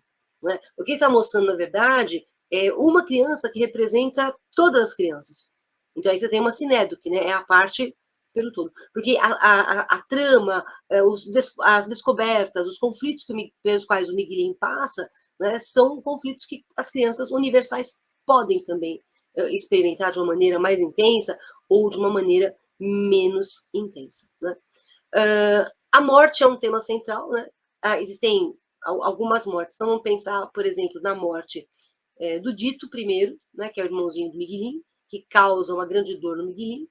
A morte do pai do Miguelin, que é o Ingoberno, Bernardo, é o mesmo. Tá? Eu acho que aí tem a morte também do Luiz Altino, etc., mas eu acho que essas duas mortes são as mais significativas para a dor provocada na alma do Miguelin. É um livro que você vai ter momentos de alegria, momentos de tristeza. Ele vai oscilando, né? Porque a gente não é sempre alegre, a gente também não é sempre triste. Né? Eu costumo dizer que a tristeza é muito importante, porque quando a gente fica triste, a gente começa a dar valor à alegria. Né? E se a gente fosse sempre alegre, a gente nem saberia o que é alegria. Não é? Então, essas oscilações. As crenças populares, por exemplo, você tem a vovó Isidra, né? Você tem a mãe Tina, que são figuras no livro que trazem para a gente algumas crenças, ou católicas, ou associadas às religiões africanas. Né? Mas são as crenças populares. A história do tatu, por exemplo, é uma crença popular, né? Que o sangue de tatu tem poder curador. Tá bom? A religiosidade em suas variadas formas acabei de citar, né? Por exemplo, o próprio catolicismo, né? E caminhando ali ao lado, na mesma casa, com alguns rituais mágicos e algumas referências, né, da cultura africana. Isso é bem importante, tá bom? Além disso, o que mais que a gente tem no campo geral? A luta entre o bem e o mal, né? Esse é um traço comum da obra do Guimarães Rosa, né? Você pensar no Grande Sertão Veredas, é Deus e o diabo lutando ali o tempo todo. E aqui também eu tenho a luta entre o bem e o mal. Há um momento, inclusive, que a vovó Isidra, ela diz que o tio Terês, né, e o Inhobero, que são dois irmãos, eles seriam uma personificação de Caim e Abel. Né? Você sabe que Caim traiu Abel, então a vovó Isidra considera, né, o tio Terês um Caim. E o Miguelin não entende, fala, o tio Terês é tão legal, ele é Abel, né? O ruim é o meu pai. Que o Miguelin tem grandes conflitos com o pai. E nessa perspectiva de conflitos com o pai, a gente pode notar que no livro você tem o complexo de Édipo, por quê? O complexo de Édipo é quando você tem um homem novo que se apaixona por uma mulher mais velha, na qual ele projeta a imagem da mãe. Né? O Miguelin, ele é apaixonado pela mãe, e nesse sentido, o que acontece? O pai passa a ser o seu rival. Né? Porque na cabeça da criança, a mãe é minha. Né? E, então o pai é o outro. Tá certo? No caso das meninas, é complexo de Eletra. Né? Para a menina também, o pai é meu, então a mãe passa a ser a outra. Né? Então aqui você tem esse complexo de Édipo que está presente ali no livro, né? Muito sugestivamente, mas ele está presente. Tá? Muita violência, né? O Iobero é um homem violento, aliás, ele tem. A gente até justifica algumas violências dele, embora nós não concordemos com ela. Ele tem que cuidar da família, ele tem que gerir aquela casa, ele tem que levar dinheiro e comida para casa. Mas ele é violento principalmente com a mãe, né? E aí há uma outra questão aqui do livro que é muito significativa, que é os ciúmes. Né? O Roberto tem ciúmes da Yanina com os outros homens. E se a gente pensar em ciúmes, eu vou pensar na lista da Fulvestre, deixa eu olhar a lista da Fulvestre. Você tem ciúmes no Quincas Borba, você tem ciúmes no Angústia, você tem ciúmes no Campo Geral, né? Você tem ciúmes de uma maneira... O ciúmes é uma doença, né? Em doses homeopáticas eu diria que ele até não faz mal, mas em doses cavalares ele causa grandes desgraças. Tá? A submissão feminina, né? A Yanina é submissa ao Iobero, isso é evidente, e ela é infeliz por causa disso. Ela vive sob comando masculino e numa infelicidade plena. Por isso que ela acha que o Mutum é feio. Porque para ela, a vida dela no Mutum é uma vida desagradável. Tá? Muitos contadores de história, então a gente tem personagens que vivem contando historinhas, e um contador de história é o próprio Miguelin. Né? O Miguelin é um contador de histórias. Né? E, claro, já caiu até em vestibular essa referência do Miguelin, essa aproximação do Miguelin com o próprio Guimarães Rosa, né? Os dois míopes, os dois contadores de história. Tá? Bom, foco narrativo em terceira pessoa, já falei, onisciência em relação a Miguelin também. O tempo é indefinido. né? A gente não sabe exatamente quando acontece a história, tá? O Mutum é o espaço central, né, que a gente tem. Repare que Mutum é um palíndromo, né? Se você lê aqui, ó, da esquerda para a direita, você lê Mutum. Se você lê da direita para a esquerda, você lê Mutum, tá? Ele é um palíndromo, portanto. Tá? Entre novela e conto, Guimarães Rosa chega a dizer que é uma novela, depois ele chega a dizer que é um romance, tá bom? Pelo tamanho, pelo número de conflitos, não, isso seria basicamente um conto. Para o Guimarães, né? Novela ou romance, tá certo? Muita influência do Platão, porque no Guimarães Rosa você tem muita filosofia, né? Quer ver alguns aspectos que você tem no Guimarães Rosa? Você tem muita filosofia, você tem muito psicologismo, então você tem muita psicologia, tá legal? Você tem muito espiritualismo, tá? E quando eu não estou falando de espiritismo, embora o espiritismo apareça lá, né?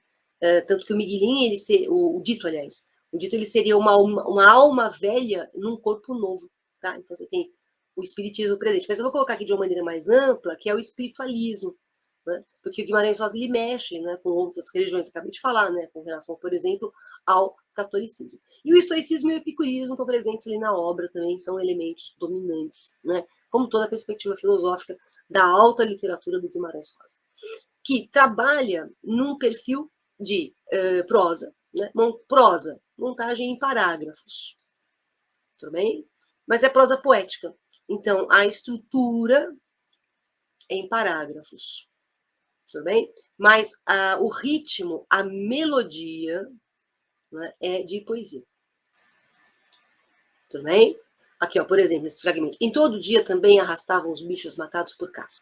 O coelhinho tinha toca na borda da mata. Saía só no escurecer. Olha como eu tenho aliterações aqui, ó. O coelhinho tinha toca, borda da mata. Saía só no escurecer. Tudo bem? Então, a repetição do mesmo som consonantal dá uma certa sonoridade bastante poética ao texto. Não só por isso, né? O jogo de metáforas também aproximam o texto da prosa poética, tá? Na verdade, o que o Guimarães Rosa ele acaba fazendo é rompendo, né, com essa coisa mecânica da linguagem, né? Tanto que os neologismos, por exemplo, dá uma certa autonomia à linguagem. Por exemplo, aqui, ó, três línguas, né? São labaredas que se multiplicam como se fossem línguas, né? Tá aqui, ó, língua, linguar, três, língua. E que digo, para passar a ético é só facilitar de beirinha. O caso aí, maleja, vai mal. Ó, maleja, o mal tá aqui. Tá bom? Alguns desses neologismos são, para nós, por exemplo, em outras regiões do país, são neologismos, mas em alguns espaços eles são realmente usados, são falados, né? Uma linguagem bastante regional. Vamos lembrar de alguns outros aspectos antes de eu falar do Miguelin, né? Então a gente tem muito Guimarães Rosa, repetição de palavras, repetição de sílabas na mesma palavra, muita aliteração, muita assonância, muita silepse, que é concordância ideológica, tá? Muito anacoluto, que é uma quebra, né? Eu venho desenvolvendo sintaticamente alguma coisa, de repente eu quebro e é como perdesse um pouco do sentido, né? O anacoluto, muita metáfora, muita elipse, que são as omissões, né? Muitas onomatopeias, muitas mesmo, que o Guimarães Rosa adorava bichos, então tem onomatopeia referindo-se aos sons que os bichos faziam frequentemente, tá? As associações raras entre substantivo e adjetivo, né? Em termos de linguagem ainda, o Guimarães Rosa ele prefere frases curtas, né? Os períodos compostos por coordenação, que a gente chama de parataxe, estilo do Graciliano Ramos também, né? A tal da parataxe. O ritmo é lento da narrativa, né? Muito diminutivo, por causa da linguagem infantil, né? A criança usa muito diminutivo, então a gente tem muito diminutivo. Mas, assim, sempre a palavra vai ser o elemento central do texto que vai desencadear para a gente a ação, sempre. Tá? Isso na obra do Guimarães Rosa. Miguelinho, o nome dele é Miguel Cecincás, né? Ele é o arquétipo da criança que quer descobrir o mundo, que está descobrindo as coisas, que está visualizando o mundo, está visualizando as coisas. Vem de uma família pobre, né, e vai sair rumo à cidade para encontrar o seu crescimento e a sua vida futura. É condicionado pelo meio, né, o meio ali, no caso, o Mutum, né, ele tem uma visão de vida muito condicionada exatamente pelo meio. É o personagem principal, né, o Miguelin. Né, então aqui, ó, continuo falando do Miguelin, tá bom? Deixa eu acrescentar aqui. Miguelin é o personagem central, tudo gira ao redor dele. O menino sensível, o menino poético. Né? Então, eu acho que o Miguelin, a gente pode associar o Miguelin à emoção. Né? A gente pode associar o Miguelin à poesia. O Dito não, o Dito é razão. Né? O Dito é um menino muito racional, ele é muito sábio. Né? O Miguelin não, ele vive sonhando. E é um menino que busca por justiça, né? Tanto que ele defende os mais fracos. Tá? Porque ele chega batendo no moleque, porque o moleque é maior, tá batendo no menor, Miguelin vai lá defender o menor. Muita imaginação, e essa imaginação faz com que o Miguelin seja um contador de histórias, tá bom? Né? Então, a imaginação faz ele ser um grande contador de histórias. Ele é inteligente, mas o Dito é mais sábio, não é uma diferença aqui. Né? Quer aprender, então ir para a cidade vai ser a felicidade do Miguelin, né? E, assim, apaixonado pela mãe, já falei, e idolatra o irmão Dito. Tanto que a perda do Dito, né, é uma ruptura muito grande com a visão que o Miguelin tem do mundo. Tá? Contador de histórias eu coloquei ali, ó, coloquei aqui embaixo também. É que é muito importante isso que eu tô repetindo. Na verdade, assim, o Miguelin, ele conta histórias, e contando as historinhas, ele consegue diminuir um pouco a dor dele, diminuir um pouco a tristeza. Ou então, se não diminui, ele aprende a conviver com a dor, ele aprende a conviver com a tristeza, ele aprende a conviver com as frustrações, né? Contar histórias é a base, realmente, do Miguelin. Já o Dito é o menino... Ah, tá lá. O Dito é o menino que quer, né, ouvir as histórias do Miguelin. Né? Dito, o nome dele vem de Expedito, mas eu posso também associar o nome Dito, né, Expedito, né, que é o nome dele, mas eu posso associar também esse dito ao verbo dizer, ou então dito e feito, sabe, no ditado popular? Porque o que o dito fala passa a ser uma verdade absoluta. Quer dizer, o dito ele é uma personagem que desempenha o papel de um... Ele é um elo, na verdade, é um elo entre o mundo interior do Miguelin, principalmente, né, e o mundo dos adultos. O mundo do sonho do Miguelin, que é o seu mundo interiorizado, e o mundo exteriorizado, que é o mundo real dos adultos. Né? É quase um Peter Pan, né? A gente pode pensar, o dito ele é quase um Peter Pan. Não, o dito não, o Miguelin. Miguelin é quase um Peter Pan. Né? A gente pode pensar no Miguelin como um Peter Pan. Né? E o dito com os pezinhos mais no chão. Né? Uma coisa interessante é que, enquanto o Miguelin se prende muito aos brinquedos, ainda o dito ele se afasta dos brinquedos infantis, porque ele quer ouvir as conversas dos adultos. Então, o Miguelin é realmente, como diz o livro, o Miguelin não, o dito, ele é realmente um menino velho, um corpo jovem com uma alma velha. Né? Bom, prudente, sábio, doce, e todo mundo gosta do dito, tanto que quando o dito morre, a cidade inteira vem visitar o dito. Olha o que o dito diz aqui, né, pro Miguelin. Miguelin, vou ensinar agorinha o que eu sei demais. É que a gente pode ficar sempre alegre. Alegre. Mesmo com toda coisa ruim que acontece acontecendo. A gente deve de poder ficar, então, mais alegre por dentro. E aí vem o grande ensinamento do dito, né, pro Miguelin. Sempre alegre, Miguelin. Sempre alegre. Que eu acho que é o caminho, né, da vida. É uma das frases que eu mais gosto do Guimarães Rosa, né? Essa ideia do sempre alegre, Miguelin, sempre alegre, né? Porque é difícil a gente estar sempre alegre, mas é importante estar, ou buscar, pelo menos, né? Essa realização de alegria, tá? Cuidado com o campo geral, porque o Mia Couto que eu vou citar agora, a gente vai começar a falar do Mia Couto, o Mia Couto também trabalha muito essa perspectiva de brincar com a palavra, de brincar com o mágico, com o sobrenatural, que nem o Guimarães Rosa faz. E a gente percebe nitidamente que a influência do Guimarães Rosa na obra do Mia Couto, ela não só é evidente na hora que a gente lê, mas ela é evidente também porque o próprio Mia Couto fala, né? Que ele tem influência do Guimarães Rosa. O Guimarães Rosa não influencia só Mia Couto, ele influencia uma gama muito grande. Depois do Guimarães Rosa, a literatura brasileira ganha um alicerce, um espaço, né, muito maior do que aquele que a literatura brasileira tinha. E, na verdade, a gente classifica o Guimarães Rosa no modernismo terceira geração, né, em que a gente tem, de uma certa maneira, alguma volta à tendência regional, mas um passo adiante, principalmente em relação a se observar o mundo pelo seu prisma mágico, né, por aquilo que a gente não explica pela razão. Né? Então, se você não leu o Campo Geral, leia. Vale muito a pena ler Guimarães Rosa, tá bom? Okay? E aí a gente fecha aqui o Guimarães Rosa, foi só uma releitura. A gente tem aí na minha playlist, a gente tem algumas coisinhas sobre Guimarães Rosa para você assistir e ouvir, né? E depois dá uma olhadinha na minha playlist. E vamos no Terra Sonâmbula, né? Que é um livro que acredito que tenha muita chance de aparecer na sua prova. E por que eu acho que ele tem muita chance de aparecer na sua prova? Porque ele é uma obra nova na lista, né? Vamos pensar assim, ela entrou na lista da FUVEST neste ano, embora ela já tenha sido pedida como leitura obrigatória para o vestibular da Unicamp há muitos anos. Né? Mas é uma obra nova. A FUVEST foi na linha também de pedir a literatura africana. Né? Demorou. Né?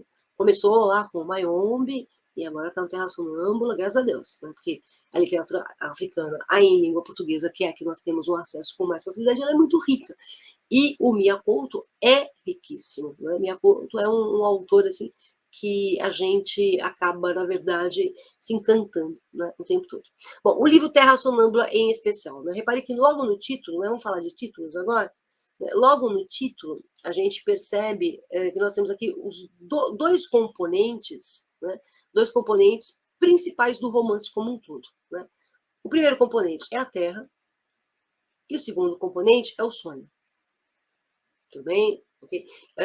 E aí o Miyakoto ele vai encaixando, né, esses aspectos de realidade, então a gente pode pensar aqui nos problemas reais e nos problemas sonhados. Né? Então eu tenho, de uma maneira, o concreto, né, aqui para a Terra, você tem a concretude, né, e o sonho você tem a abstração, você tem o abstrato. Tudo bem? Ele acaba misturando. E é um romance em que o Guimarães Rosa, não, o Miyakoto, ele vai organizando esse romance por uma técnica que a gente chama de técnica de encaixe. Né? Quando a gente pega aqui o Terra Sonâmbula, eu vou pegar o meu livro, você vai ver que a gente tem um primeiro capítulo, né, que é quando o Muidinga encontra, o Muidinga e o Tuair, né, o velho Tuair, eles encontram um machimbombo queimado. Né? E aí, do lado de fora desse machimbombo, tinha um cadáver com uma mala, dentro da mala tinha uns cadernos, que eram os diários do Quinzo. Então você vai, o Miguelin, desculpa, nossa, agora o Miguelin encantou aqui comigo. E aí o que você vai ter? Você vai ter o Muidinga, né? É que os dois são com M também, né? O Muidinga vai pegar os cadernos do Quinzo e vai começar a ler. Então a gente está, na verdade, acompanhando a vida do Muidinga, inclusive acompanhando o processo dele de leitura dos cadernos do Quinzo. E daí você tem essa técnica do encaixe mesmo. Né? Você tem um capítulo é a história do Muidinga, um capítulo é um capítulo do caderno do Quinzo. Aí depois volta para a história do Muidinga, depois volta para a história do Quinzo. E aí o Miyakoto vai encaixando esses elementos, tá bom? Tematiza o mundo colonial, a situação de Moçambique após a independência moçambicana, que se deu em 25 de junho de 1975. Tá? Independência em relação a quem? Né? Moçambique era colônia de Portugal. Tudo bem? Então, era uma colônia de Portugal, e aí Moçambique se independeu em 25 de junho. O grande problema é que havia toda uma esperança, né, de que a independência trouxesse grandes avanços para Moçambique. O problema é que Moçambique saiu das mãos de um explorador e caiu nas mãos de outros exploradores. Tá? E o Miyakoto vai discutir isso para a gente. Né? Então, a realidade moçambicana é uma base, né, do livro Terra Sonâmbula. Né? Então, aqui a terra, esse aspecto mais concreto, acho que seria realmente Moçambique. Né? E o sonho seria o que se passa com o povo moçambicano. Tá legal? Um povo moçambicano. A recriação, transfiguração e conotação do real, né? Isso é uma perspectiva. A própria história do Muidinga e do velho Tuaíra acaba se desenvolvendo lá em paralelo com a história do Quinzo. As duas histórias acabam se complementando no final do livro, e isso faz com que a gente perceba que há toda uma recriação do real a partir da mente do Muidinga, a partir das referências que o Quinzo traz na vida. Uma coisa importante no livro é que, por exemplo, o Quinzo, em alguns momentos, ele se deixa interessar demais, né, pela cultura ocidental, pela cultura europeia, de uma maneira mais direta, e o pai do Quinzo tem muito medo, né, de que o filho se afaste das tradições africanas. Isso é um reflexo, propriamente, né, da preocupação de Moçambique, né, deixar para trás as suas tradições para manter, né, ou para adotar definitivamente os valores culturais do Ocidente, mas especialmente europeus, tá bom?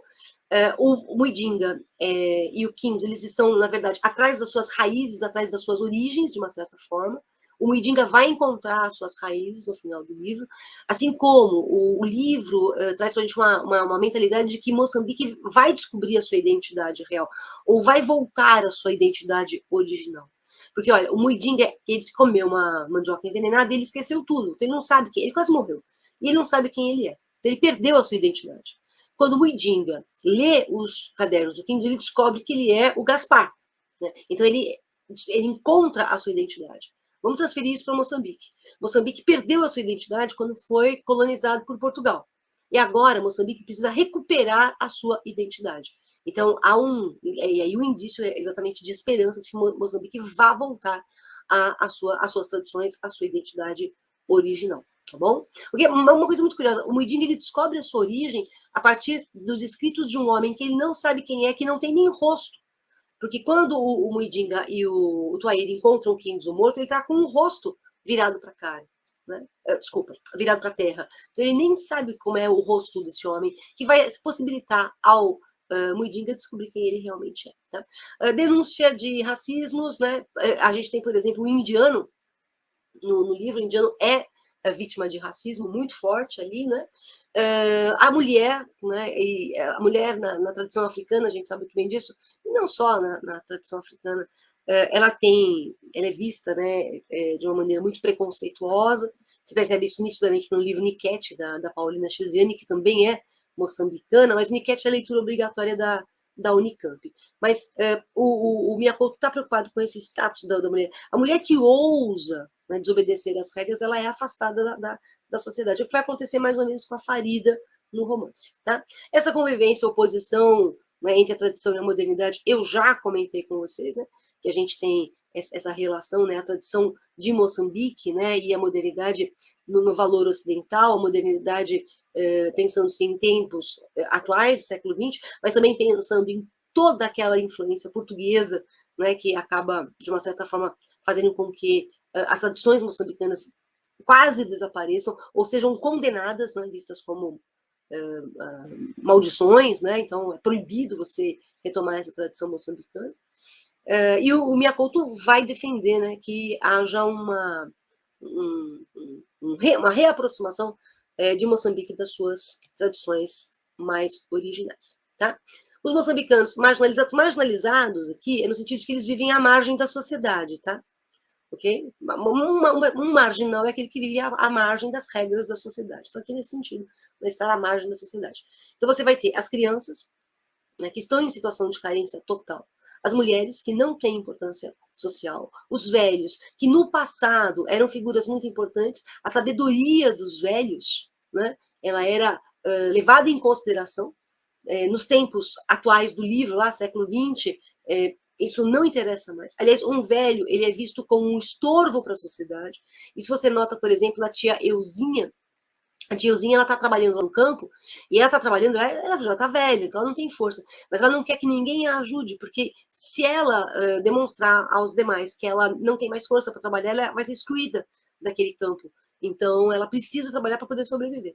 Né? E uma coisa muito interessante no livro do Miyakoto é justamente quem conduz primeiro no livro o menino é o velho, e depois no fim é o menino que conduz os velhos. Tem uma inversão. Então, primeiro o Tuaíra que salva a vida do Muidinga e está conduzindo o Muidinga num andar em círculos. Né? Esse andar em círculos é muito curioso, porque parece que nunca nada vai mudar. Então a gente anda e retorna no mesmo lugar.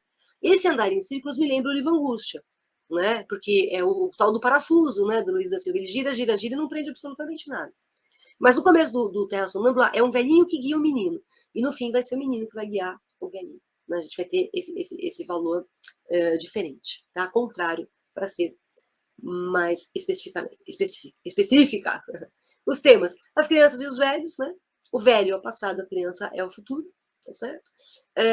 Casos humanos, seres populares, lendas, mitos, né? Histórias, por exemplo, há um português, né, que é o que é o Romão Pinto, que ele acaba morrendo, e tem toda uma lenda lá de que ele havia se relacionado com uma mulher menstruada, então por isso ele acabou morrendo, né? Então, assim, tem várias micronarrativas, né? Várias lendas que vão aparecendo ao longo do livro.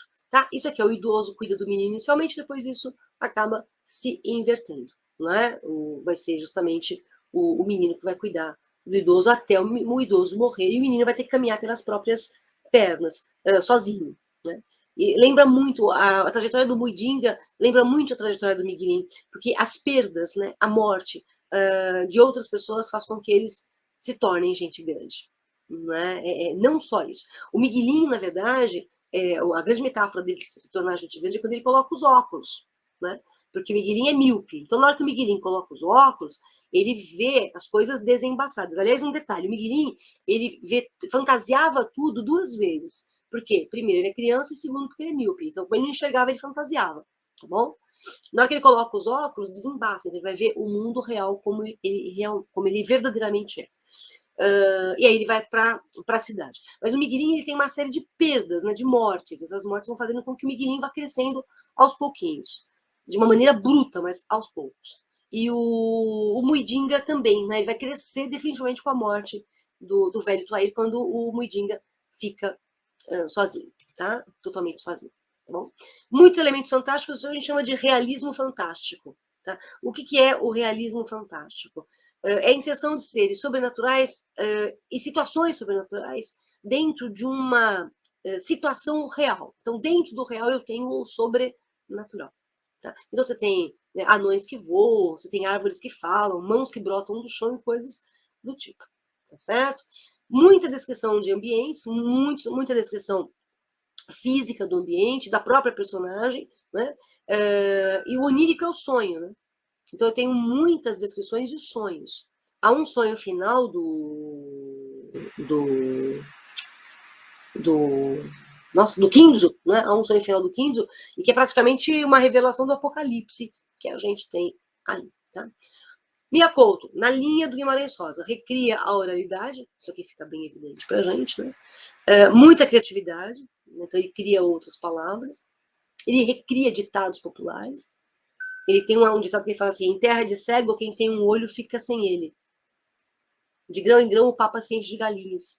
Então, um monte de ditados que ele refaz. O Guimarães Rosa também refaz muitos ditados. Eu sempre recomendo um conto do Guimarães Rosa chamado Desenredo, né? Que você vê essa recriação, né?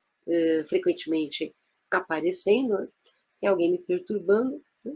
E sabe por quê? Porque colocaram meu número de telefone em algum lugar que eu não sei qual é, que estão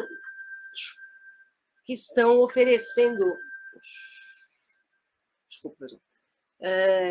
Cabelo, tranças e não sei o que. Já recebi mais de 10 ligações só hoje, perguntando quanto custa um aplique, quanto custa uma trança. Eu tô pensando em mudar de ramo. Já tinha 10 fregueses hoje. Bom, voltando para cá. Então, criatividade lexical, criatividade sintática, né? Cria palavras novas. Então, você vai ter aí os neologismos do Mia Couto também, tá? 2 níveis narrativos que se intercalam, já comentei isso, né? Então a gente tem 11 capítulos, né? Esses 11 capítulos, vamos pensar no primeiro. Ele conta a história do Muidinga, então um fala do Muidinga, tudo bem? E o outro, em sequência, vai falar do Kinzo. Tudo bem? É o diário do Kinzo. E depois, em sequência, lá vem o Muidinga de novo. Aí o Muidinga pega os cadernos do Kinzo para ler. Então a gente volta para a história do Kinzo. Então, eles vão se alternando, tá? Muidinga, Kinzo, Muidinga, Kinzo. Tá bom? Ok? Essa técnica a gente chama de técnica do encaixe, tá? E uma técnica do encaixe em que, no fim, né, que é a grande surpresa do livro, que eu vou ter que quebrar essa surpresa, o Kinzo está procurando o filho da Farida, né?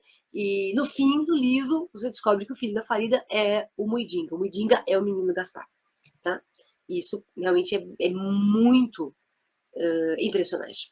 Epígrafes, né? A gente tem as epígrafes. Epígrafe é aquilo que inicia o livro, tem que ter vínculo, evidentemente, com o livro. Você pode usar epígrafe num trabalho, você pode usar epígrafe no teu TCC, na tua tese de doutoramento, na sua dissertação de mestrado, mas a epígrafe tem que ter vínculo com o que está sendo apresentado no corpo, né, do teu trabalho. E aqui, olha, a epígrafe dos habitantes de Mate-Mate, né? Se dizia daquela terra que era sonâmbula, porque enquanto os homens dormiam, a terra se movia espaços e tempos afora. Quando despertavam, os habitantes olhavam o novo rosto da paisagem e sabiam que, naquela noite, eles tinham sido visitados pela fantasia do sonho. E aí, ó, quando a gente pensa em fantasia e em sonho, a gente remete aqui de novo ao realismo fantástico, tudo bem? Ou então, a gente pode chamar isso de maravilhoso, tá? Tem uma pequena diferença entre o maravilhoso e o fantástico, mas para vocês não vai fazer muita diferença, tá bom? Em termos de vestibular, a diferença é mínima, né? Uma outra epígrafe, o que faz andar a estrada é o sonho. Enquanto a gente sonhar, a estrada permanecerá viva. É para isso que servem os caminhos, para nos fazerem parentes do futuro. Isso aqui é importante. Ó. Enquanto a gente sonhar, a estrada permanecerá viva. Então, o sonho mantém a vida. E aí eu vou pensar no livro Mensagem. Por que Dom Sebastião está vivo até hoje? Né? Na mente da população, por causa do sonho. Então, enquanto alguém estiver sonhando, a vida se fará. Tá bom? E mais aqui o Platão, né? Há 3 espécies de homens: os vivos e os mortos que andam no mar. Né? O próprio Tuair, né? O Tuair é pescador. Aí ele vai ser sepultado no mar. E pro Miacouto, o mar ele não separa, né? Ele une os continentes. Isso é muito importante. Tá? O Pepetela também fala isso na obra dele. Tudo bem? Bom, basicamente é isso. Deixa eu destacar, eu não coloquei aqui, deixa eu só voltar um slide, né, que eu vou colocar uma coisa que eu acho, que eu já falei agora de realismo fantástico e tal, uma coisa que eu acho muito importante no livro, que eu só não coloquei aqui, mas que eu vou destacar nesse instante, que é justamente o sonho final do Kinzo. Está lá no último capítulo do Kinzo, né? Em que ele vê um profeta. Tudo bem? Um profeta. Um profeta que, de uma certa maneira, ele vai trazer para a gente a ideia da destruição, do apocalipse, e na profecia dele, ele vai borrifar as pessoas com um líquido mágico, então as pessoas começam a se comportar como animais, os animais começam a se comportar como gente. Se a gente pensar, isso junta-se ao início do livro, né? Porque quando vem a independência de Moçambique e depois começa a guerra civil, o pai do Muidinga, ele pega o filho mais novo e ele disfarça o filho de galinha, de galo, né, e coloca no galinheiro para impedir que os bandos venham buscar as crianças. E depois esse menino desaparece. E nesse sonho final, o Kinzo ele reencontra o irmão, né, desfigurado da galinha.